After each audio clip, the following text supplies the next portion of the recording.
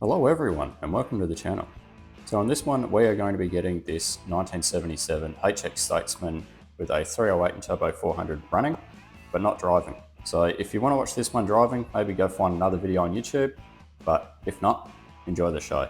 So the story goes with this one is that it's been sitting for around 20 years. I was told it's been sitting in a shed for 16 and then spent the last couple or the last few years outside. So that will explain all the grass and shit growing all up under it. Also, what you can see in the video is this thing has extreme rust. Like seriously, the whole bottom half of the car has basically disintegrated. How this thing hasn't broken in half is beyond me. But hey, that's just how you find these cars these days. So another reason why I'm not going to try and drive this thing is because someone's been into the brakes on this thing. Not only have they had the front calipers off, but it's also had the booster and it looks like the master cylinder's been replaced at some stage. So I think it would just end up being a massive head fuck trying to even get this thing to stop. And personally, I don't really think there's much to gain. The front clip on this car is in very good condition. The grille is like immaculate, apart from some stone chipping. And if something was to happen to that, you know, just by pure stupidity of trying to drive this thing around the paddock, I'd be pretty disappointed in myself.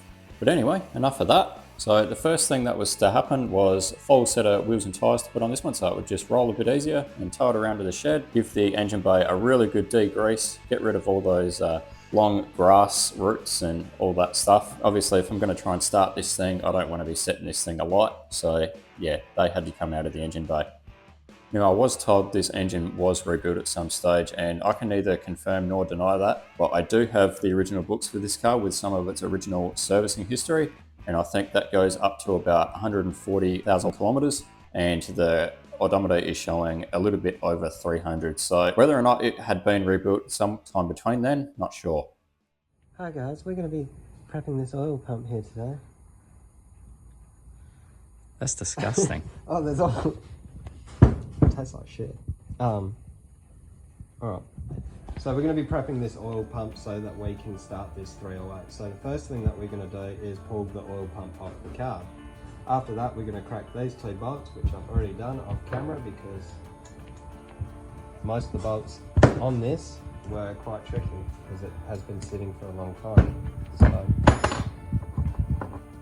that's them done. Going to split it in half, like so. Break the gasket. Alright, so first thing we're just going to clean off the faces, and then after that we are going to pull out the gears. As you can see, these gears are actually numbered. I haven't seen that before, so we're going to make note of that. We're going to have these letters facing upwards as we put them back in. I dare say, judging from this oil pump having no paint on it, it's been out once before. So we pull those gears out, that's what you're left with. We'll put that aside. Next we're going to clean off these gears. Now doing this because I want to see if there's any scoring on the gears. That will tell me what sort of life this car may have lived, if it overheated or got, you know, blown up. The gears will show that, and as we can see right here, there is some marks on these gears and these gears here, which could tell me that there has been shit go through the motor. Alright, so I've got my Vaseline. I borrowed this from Dad. What I've done is I've just gone through on each of the gears. As you can see, there's just a smidge of, or a bit more than a smidge of Vaseline. You don't want to pack them so it's straight across, so they're absolutely caked. You just want a little bit in there to promote vacuum when these are back in the oil pump and together. So these will go in, they can only go in one way, or that one can go in two ways, but this one goes in here with the writing at the top, and this one will go in here like so. Now as you can see, that's already started pushing Vaseline out, so when this keeps going around, that's going to push all of that out instantly, and that's going to create that vacuum pretty much instantly as you turn on the as you crank the car over, which is exactly what you want, because without this and having a car that's sat for such a long time, it'll just be these two gears spinning around doing nothing because there's no vacuum behind it. So that's what you do. That's pretty much more than enough than I would put in the oil pump. I have seen people absolutely pack the thing solid full of Vaseline. That is the worst thing you're going to do, because at the end of the day, this is a foreign body inside of an engine. So the less is better in my opinion. So next up, I'm going to get the other side of the gasket. And Gasket? that's because I was staring at the gasket. Yeah, what gasket? Yeah, the gasket is there. It's just in spirit. So we're going to get the other half of this and put him back together, and that's job done.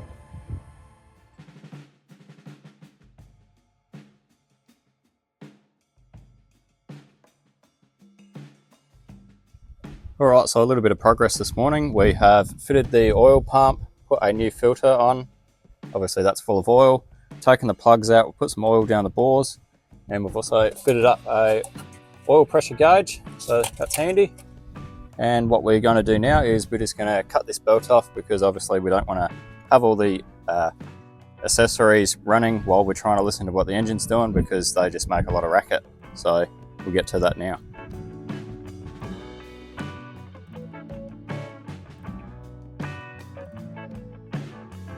Yep, go. So the oil pump is back out of the car. It did initially start moving oil through the lines, and then it just stopped. So we shut the car down and we pulled the oil pump out. As you can see, here it is again. So I think after a long day, I overlooked a few things and I didn't know that this was going to be an issue, but we look in here, and as you can see, get it in there? Yep. There is a lot of scoring in there.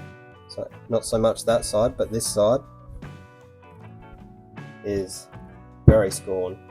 Now, running your fingertips along there, do you want to run your fingertip along there, Carl? Yep, it's not smooth. It's like you can catch your fingernail on there. So, not going to be helpful at all. We put it in here and spins freely sometimes,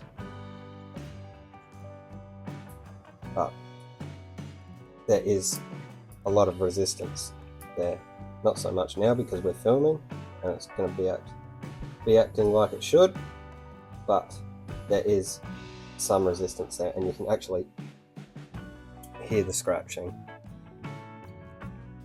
So, went out to the paddock, grabbed this. This is off a VT roller motor. This is probably the newest oil pump from a Holden. Fingers are really greasy now. These move a lot nicely. Pull it out. My fingers are really oily at the moment. Run your finger along the tip of that. Very smooth.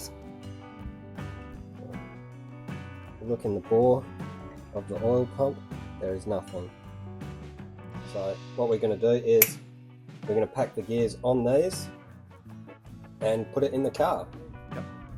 So what I don't show in the video is that we actually had this oil pump off probably about half a dozen times. And the reason why that was because in the oiling system, it actually had a big airlock. So we had to basically manually suck the oil through the line, thank you Jack. And eventually we did get the oil to make its way to the gauge, but it took a lot of persuading to get there. But we got there in the end, as you can see in the video. So once and only once that we had that oil pressure sorted, it was then time to suss out what the distributor was doing and run some leads. Now it turned out that this thing was 180 out from when we first did it, which is why there is a big flame coming out of the carb, as you see. What's it gonna be? Fancy a fire?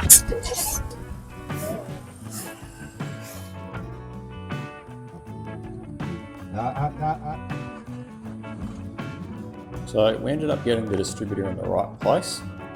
So then that was time for a little bit more fuel.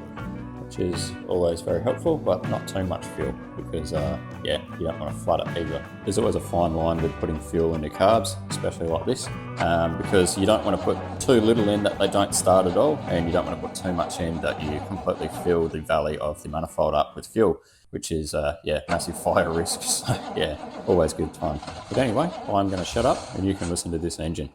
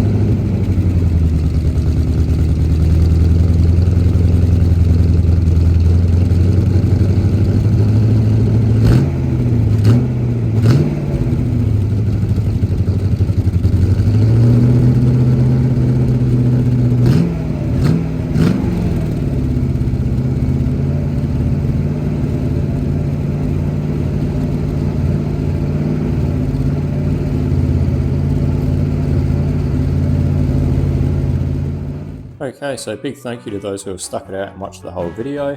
There is a few more things that I want to get done to the Statesman, like I want to do a compression test on it and see if it will run with some fluids going through it before I make any decisions on what I'm going to do with the running gear from this car. But as for the rest of it, the fate of it's pretty well sealed. I will end up wrecking it out, so you most definitely won't be seeing that one on the channel being restored, much like this HQ sedan that I'm currently doing, and that I'm, doing my best to try and get back into and bring another video to you guys. And between everything else that's going on in my life, it's been a little bit difficult to try and get back into the HQ restoration and, doing all the filming and editing and, everything and so forth. But anyway, this video has been a lot of fun. Big thank you to my old man and my brother. My brother, honestly, did the majority of the work on this one. I've just basically filmed it and edited it.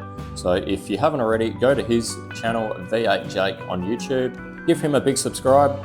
I think he was going to eat some disgusting chewies that he found in a VK Commodore recently if he gets to 3,000 subscribers. And look, I really want to see him do that because they are disgusting. So go subscribe to his channel and I will see you on the next one. Thank you.